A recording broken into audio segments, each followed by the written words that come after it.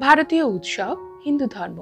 হিন্দু ধর্মে নানা রকমের আচার অনুষ্ঠান, পুরাণ, মহাকাব্যের গল্প, ব্রতকথা, পাঁচালী, একাদশের ব্রত মাহাত্ম্য, ব্রতকথা এবং অমাবস্যার ব্রতকথা, এই সকল বিষয়ে জানতে অবশ্যই আমাদের চ্যানেলের এই প্লেলিস্টগুলো ফলো করুন। এখান থেকে আপনারা সকল তথ্য পাবেন। সংকটা মঙ্গল চণ্ডী ব্রত, এই ব্রতের নিয়ম। সংকটা মঙ্গলচণ্ডীর ব্রত যে কোনো মাসের শুক্লপক্ষের শুক্রবারে করতে পারা যায়। যে নারী এই ব্রত পালন করে তার হারানো ধন আবার ঘরে ফিরে আসে।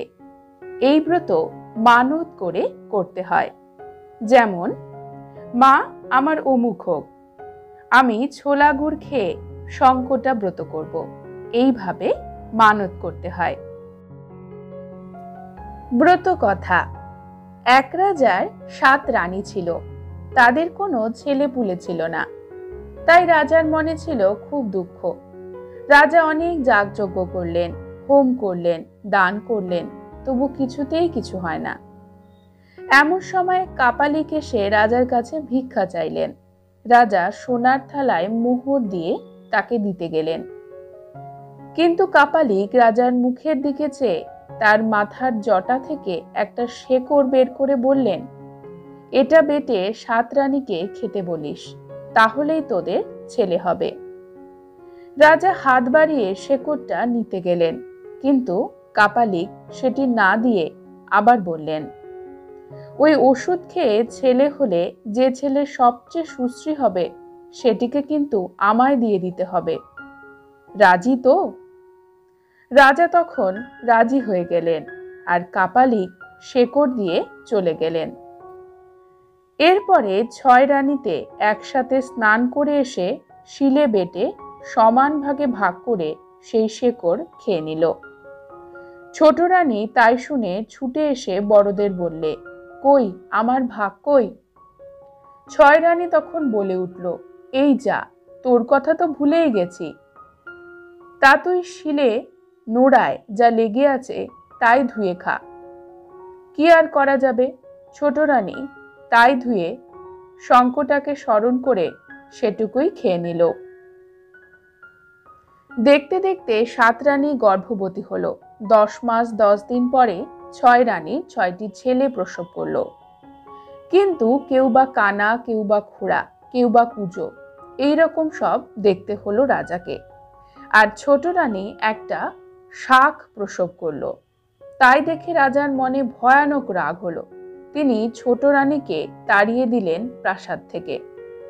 ছোট রানী সেই শাক নিয়ে কাঁদতে কাঁদতে গোয়াল ঘরে আশ্রয় নিলেন। কিছুদিন বাদে রাতে ছোট রানীর মনে হলো কোনো শিশু তার কাছে এসে ঘোরাঘুরি করছে। কিন্তু তিনি যখন জেগে গেলেন তখন কিছুই দেখতে পেলেন না।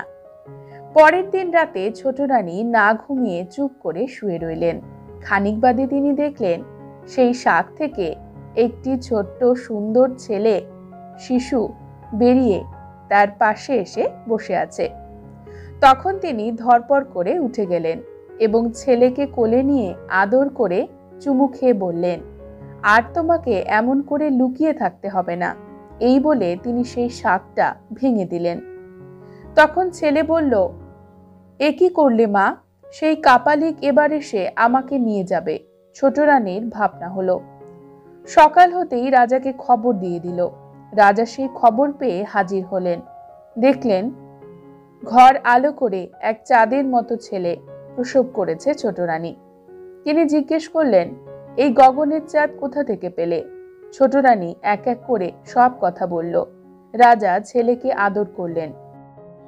14 বছর পরে সেই কাপালিক এসে রাজাকে বললেন, মহারাজ, আমি এসেছি, আপনার ছেলেদের ডাকুন। রাজার মুখ শুকিয়ে গেল। তখন ছোট ছেলে বাদে রাজা তার 6 ছেলেকে এনে দেখালেন। কাপালিক দেখে বললেন, আমি তো এদের চাইনি।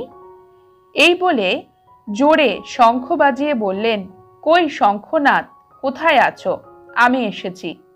আর দেখতে দেখতে ছোট রানীর ছেলে এসে প্রণাম করে দাঁড়ালো। কাপালিক রাজাকে আশীর্বাদ করে ছেলেটির হাত ধরে নিয়ে চলে গেল। কাপালিক ছেলেকে নিয়ে গেলে রাজা কাঁদতে লাগলেন। ছোট রানী কান্নায় ভেঙে পড়লেন। তখন পাড়ার মেয়েরা এসে রানীকে সান্ত্বনা দিতে লাগলো। তাদের মধ্যে একজন বুড়ি ছিল। সে বললে, ওমা, ভয় কি? তুমি সংকটার ব্রত করো, মার দয়ায় ঘরের ছেলে আবার ঘরে ফিরে আসবে।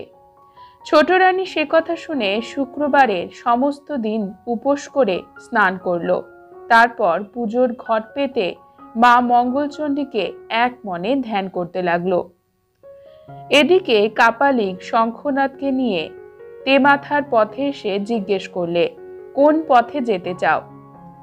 সামনের পথে গেলে চিরদিন লাগবে, যদি বাম দিকের পথে যাও তবে 7 দিন লাগবে, আর ডাইনের পথে গেলে 2 প্রহরে যাওয়া যাবে, কিন্তু এই পথে বিপদ আছে। শঙ্খনাথ বলল, থাক বিপদ, আমি রাজার ছেলে, আমি ভয় করি না, চলুন এই পথে। কাপালিক মনে মনে তুষ্ট হয়ে 2 প্রহরে নিজের কুড়ে ঘরের সামনে উপস্থিত হলো। কাপালিক তখন শঙ্খনাথকে বলল, তুমি ওই পুকুরে স্নান করে এসো, আমি মার পুজো করে আসছি। আর কুড়ের বাম দিকের কপাট খুলো না, খুললে তুমি মারা যাবে। এই বলে কাপালিক মার পুজো করতে চলে গেল। শঙ্খনাথের মনে কেমন যেন সন্দেহ হলো, এর মধ্যে কি আছে দেখি। যেমনি কপাট খুলল অমনি দেখলো যে একটা পুকুর, আর তার জলে অনেকগুলো মানুষের মাথা ভেসে উঠে হা হা করে হেসে উঠল।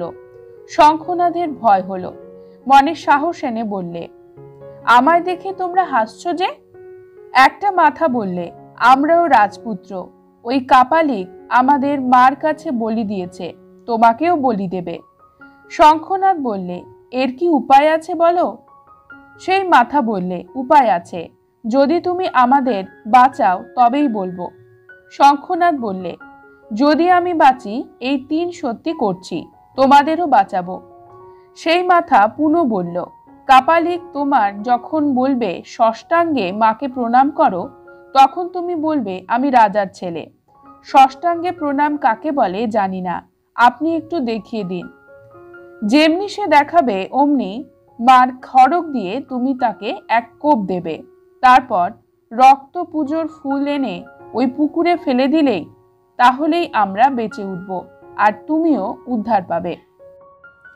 শঙ্খনাথ কপাট বন্ধ করে এক মনে মা শঙ্কটা মঙ্গলচণ্ডীকে ডাকতে লাগলো। এমন সময় কাপালিক এসে শঙ্খনাথকে দেখে আনন্দিত হলো। তখন তার হাত ধরে মার কাছে নিয়ে গিয়ে বলল, মাকে ষষ্ঠাঙ্গে প্রণাম করো। শঙ্খনাথ বলল, আমি রাজার ছেলে, ও প্রণাম কিভাবে করতে হয় আমি জানি না, আগে আমাকে দেখিয়ে দিন। কাপালিক তখন শুয়ে মা মা বলে যেই প্রণাম করে দেখাতে যাবে অমনি শঙ্খনাথ মার খাড়া দিয়ে এক কূপ বসালো কাপালিকের মাথায়। তার ধর থেকে মাথাটা কেটে গেল। অমনি শঙ্খনাথ সেই রক্ত আর ফুল দিয়ে ঘরের দরজা খুলে সেই পুকুরে ছিটিয়ে দিল। দিতেই সবাই বেঁচে উঠল এবং তাকে ধন্য ধন্য করতে লাগলো। যে দেশে কাপালিক ছিল সেই দেশে রাজার কাছে কথাটা উঠল। রাজা তখনই সকলকে ডেকে পাঠালো। রাজার সঙ্গে 99 রাজপুত্র আর শঙ্খনাথ রাজবাটিতে এলো। রাজা তখন যত্নের সঙ্গে সকলকে আদর করে শুভক্ষণে রাজকন্যার সঙ্গে শঙ্খনাথের বিবাহ দিল।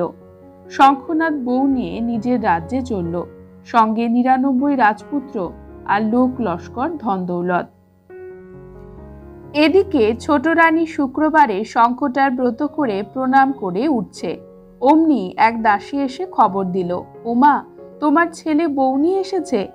রাজা রানী ছেলে বউকে বরণ করে ঘরে তুলল। রাজা তাদের মুখে কাপালিকের সব কথা শুনল। শুনে বললে, বাছারা, তোমাদের দয়াতে আমার হারাধনী আবার ফিরে পেয়েছি। সেই সময় সেই বুড়ি এসে বললে, রাজা, মা শঙ্কটার ব্রত করলে কখনো কোনো বিপদ আপদ থাকে না। রাজা শঙ্কটার উদ্দেশ্যে প্রণাম করলেন। তারপর সেই 99 রাজপুত্রের কাছে শঙ্কটার ব্রত মাহাত্ম্য বললেন। তখন সবাই বললেন, আমরা দেশে গিয়ে মার ব্রতের মাহাত্ম্য প্রচার করব আর নিজেরাও এই ব্রত পালন করব। দেশে দেশে মার পূজায় সকলে বাঞ্ছিত ফল লাভ করতে লাগলো।